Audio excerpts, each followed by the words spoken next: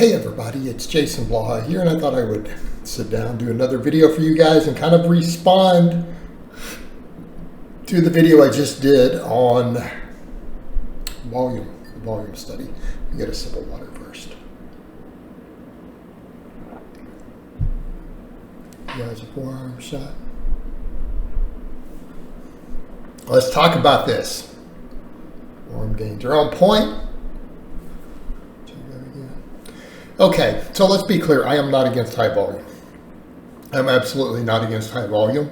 I think volume needs to be tailored to the person's work capacity, their lifestyle, their recovery, their mindset. Okay, so let's be clear on that. I don't think there's a one-size-fits-all for volume. This is what I say, says me as a coach, a successful coach with many impressive clients who many of you have seen and acknowledged. So, I think it's very individual. I do high volume training. Again, let's be clear here. I don't always do really high volume training, but right now I'm working my volume up for my legs. Okay, again.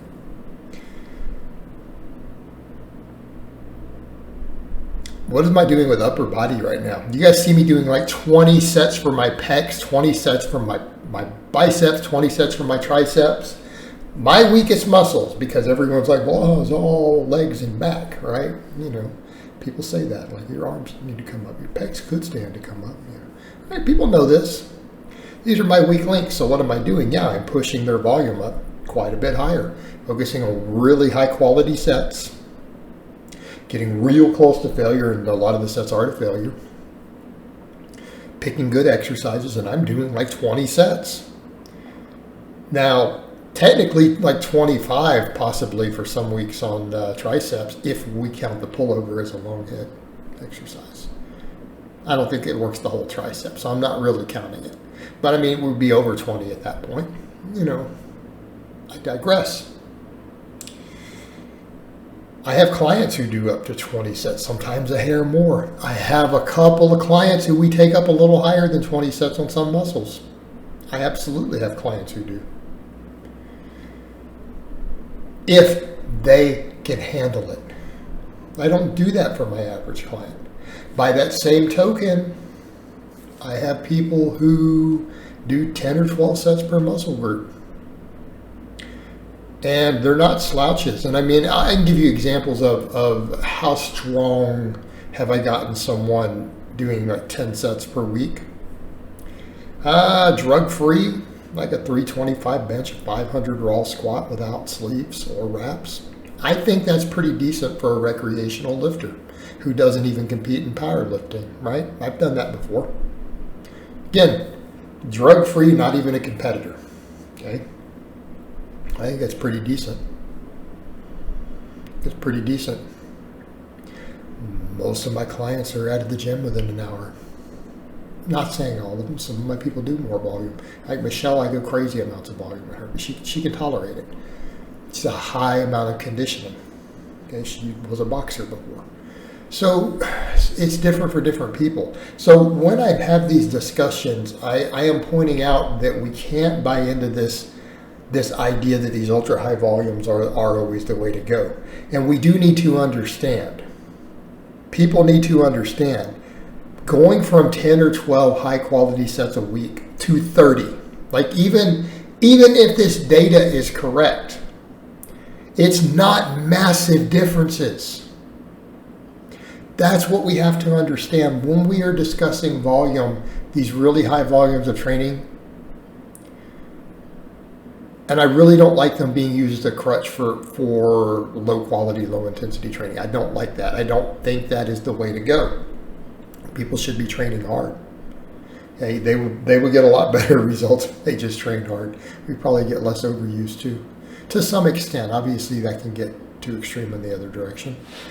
But we need to realize, for most people, 10 or 12 sets is probably going to be 85, 90% of the muscle that you're going to be possible of putting on if they are high quality sets. You are getting real close to muscle failure, okay? It's going to be the overwhelming majority of your growth. So when we start taking these up, we're chasing a little bit. We're chasing small differences. It shouldn't be night and day. In other words, if a person is not gaining on 10 or 12 sets at all, they're not making any progress, and you take them to 20 or 25, they still should be making no progress. All right, I want to be clear on that. That should not be your minimum, like below your minimum effective volume should not be that. Because if you train really hard, 10 sets should be seeing significant muscle growth if your sleep, your nutrition, your protein intake, these things are good. Okay? You should be gaining on that. It just might not be your optimal, all-out, maximum everything you can gain. And again, let's come over to that point. I mean, how many of the people who are listening here or even training are competitors? Are you competing in something? I mean, if you're doing 25 sets a week for a muscle group, and you're not a competitor in something, you don't compete in bodybuilding, powerlifting, weightlifting, something, strongman, you don't compete in something and you are dedicating that sort of gym time? Come on, that's a misallocation of, that to me, that's ridiculous. Okay, that's ridiculous. Now, if you compete in something and those are the workloads that we need to take you to get you to your optimal, all right, that's a little different. That is different. But that's down to your individual client, your individual lifter. I'm just going to be frank.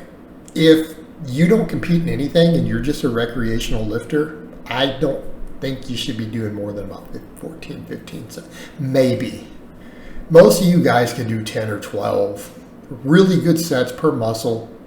Maybe you have that one muscle you really, really care about, that you have a lot of vanity about. It might be the guys whose calf sucks. It might be the bicep bro. It might be, I've had one of my girls, her delts. Like, she obsessed with her captive delts. Okay? She didn't compete. We did a lot of extra lateral raises and stuff. All right. So barring maybe that one little muscle that is really your vanity muscle that you really care about, if you don't compete, if for no other reason than the impact on your recovery, your quality of life, your DOMs, your injury risk, you can't justify it. And I also have had people who train down at that range who just respond so well to it because they train so hard, who did compete, that we just kept them there. Why?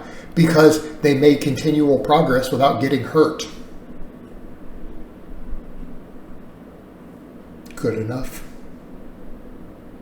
Making continual progress without getting hurt. They were seriously strong, seriously jacked. Run with it. All right, guys, but that's really all I have to say on that today. I hope it's been informative, and I'll talk to you guys next time.